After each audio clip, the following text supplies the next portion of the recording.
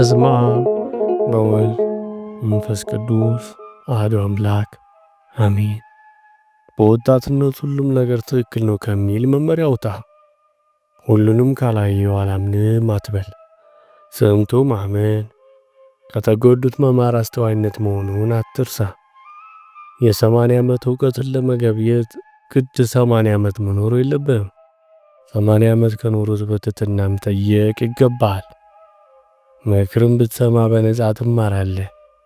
ምክርን አልሰማ ብትል ግን በዋጋ እንደምትማር ወቀው። በዋጋ መማር ግን አድካሚ ደግሞም የሚያስመርር ነው። ብልህ ከሆንክ በሰው ከደረሰው ትማራለህ። ሞኝ ከሆንክ በራስህ ሲደርስ ትማራለህ። የታየህን አሳይ፣ ያልታየህን አጥራው። በደንብ ያልተረዳኸውን አታስተምረው። ያልቀመስከውን ለሰው አትጋብዝ። የሰማውን ሁሉ አትመን። ያየውን ሁሉ ስጡኝ፣ የተናገርከውን ሁሉ ፈጽሞ አትበል። የሰጠኸውን እርሳ እንጂ አታውራ። ፍጻሜው ሳታይ ምስጋና አታብዛ። ቀኑ ሳይመሽ ቀኑ ጥሩ ነው አትበል። ዓይንህ የፊቱን ቢያይ ልብ የኋላውን ያስብ። ነገ ላይ እንድትደርስ የትናንቱን አትርሳ። የምትሄድበት እንዳይጠፋ የመጣህበትን አትዘንጋ። የአባቶችን መልካም ሥራ አብነት አድርግ። ካሳለፉት ሕይወት ተማር እንጂ አወዳሽና ወቃሽ አትሁን። ሌሎች መሆን ያለባቸውን ስታውቅ አንተ መሆን ያለብህ እንዳይጠፋ ተጠንቀቅ። ደግሞም አንተም በታሪክ ፊት መሆንን እወቀው። ክፋት አይሙቅህ፣ መልካም ነገርም ብርድ ብርድ አይበልህ። ለክፋት አቅም ካለ ለበጎ ነገርም አቅም አለና ተግባር የምርጫ ውጤት ነውና አስብበት። ገንዘብ የሚመልሰው የገንዘብን ጥያቄ ብቻ ነውና ሁሉም ነገር ገንዘብ ያስገኝልኛል ብለህ አታስብ። ላለው አትሩት። ምጽዋትህና ተግባርህ በአቅም መጠን ይሁን እንጂ ከአቅምህ አትነስ። ድሃም ሆነህ ተበድረህ ስጦታ አትስጥ። በጣም ካልቸገረህ ለቅንጦት አትበደር። ያንተን ድርሻ ከጨረስ ያልተጨረሰ የሌሎችን ድርሻ ፈጽምላቸው። ለሀብታም አትሳቅ፣ የድሃ ጉልበት አይለፍብህ። ያለ ሰው አልሆንክምና ሰው አትጥላ። የወጣህበትን መዘላል አትገፍተር፣ ለመውረድም ያስፈልግሃልና። ያየውን ሴት ሁሉ የመውደድ ጠባይህ ካልለቀቅህ ትዳር አትያዝ። ካልጋበዙ በቀር አማካሪ አትሁን። ባልጠሩ ስፍራ አቤት አትበል። ካልሾሙ መሪ አትሁን። ጉድለት በሌለበት ቦታ ጊዜህን አታባክን። የሰው ፊት ጥገኛ ሆነህ ሲስቁልህ የምትስቅ ሲቆጡ የምታለቅስ አትሁን። ነገርህም በልክ ቃልህም በጣዕም ድምፅህም በዝግታ ፈጽመው። እውር እንዳይሉ ያልታየን አያለው አትበል። ጨካኝ እንዳይሉ ያልተሰማህን ጩኸት እሰማለሁ አትበል። ንፉግ እንዳይሉ ያለ አቅምህ እረዳለሁ አትበል። ነገር አይገባውም እንዳይሉ ያልገባህን እንደገባህ አድርገህ አትለፍ። አንድ በጎ እውቀት ሳትጨብጥ የዋልክበትን ቀን እንደኖርክበት አትቁጠረው። ስለዚህ መጽሐፍትን አንብብ፣ አዋቂዎችን ጠይቅ፣ ሁሉንም ሳትንቅ ስማ። ስልጣን ሲሰጥህ መሪ እንጂ አለቃ አትሁን።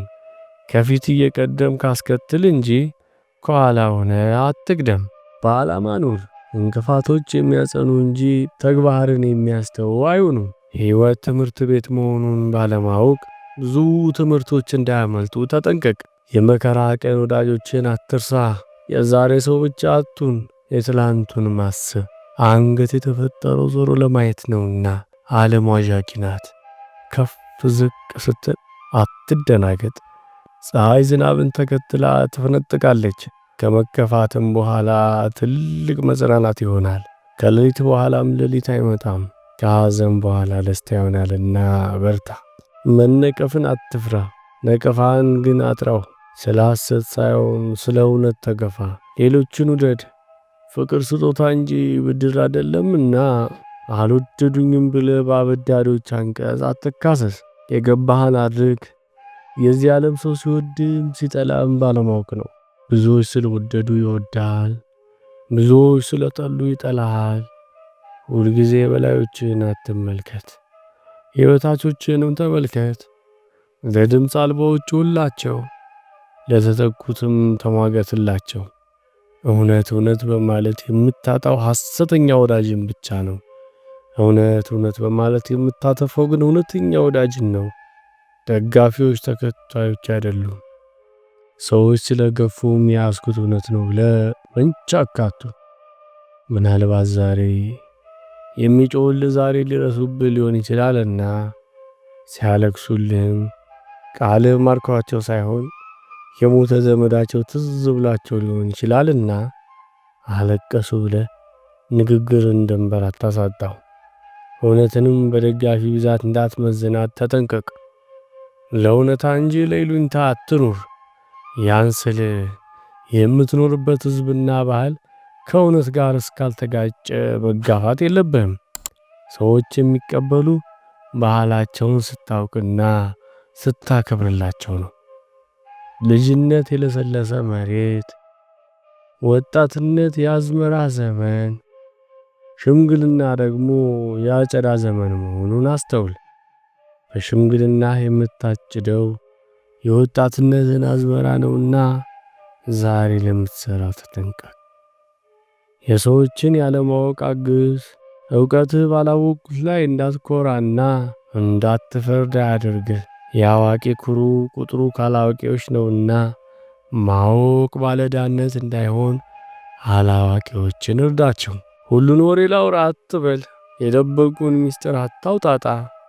የሰማኸውን ወሬና የተገለጠልን ምስጢር ምን መፍትሄ ሰጠውና ያየውን ሥራ ሁሉ ሰራለው፣ የሰማውን ትምህርት ሁሉ እማራለሁ አትበል።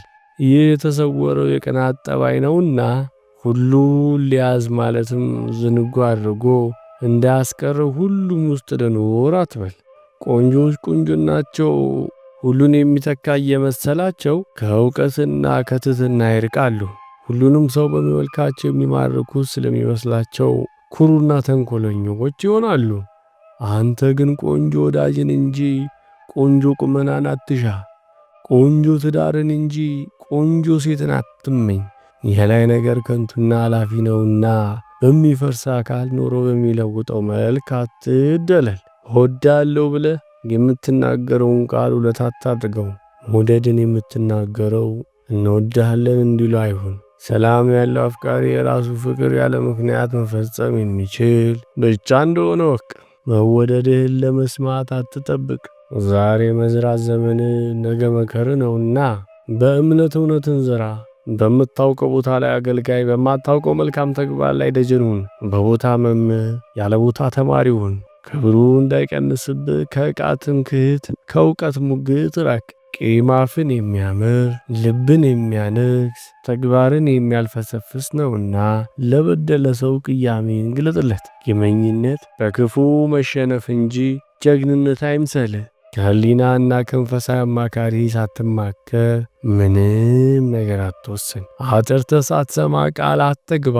መከራ ካልደረሰ በቀር ባል በሌለበት ቤት ውስጥ ከሚስቲቱ ጋር ብቻህን አትቀመጥ። የሚበልጥህ ልኩራብህ እንዳይልህ፣ ያነሰ ልድረስብህ ብሎ እንዳያጠፋ፣ የሀብትህን ልክ እንዳታወራ። በገዛ አፍህ በአንዱ ትከበራለህ፣ በአንዱ ትቀላለህ ነው። በጣም በማክበርህ እንዳታመልከው፣ በጣም በመናቅህ እንዳታዋርደው። ሰው እንዳንተ መሆኑን እወቀው። የእኔ መናገር ምን ይለውጣል ብለህም ስህተትን አትለፍ። የእኔ አስተዋጽኦ ምን ይጠቅማል ብለህም ስጦታን አትጠፍ። መልካም ቃል ከስጦታ ይበልጣልና መልካም ቃል ተናገር። ማንኛውም ስጦታ ከልመናውም በር አያስነሳ።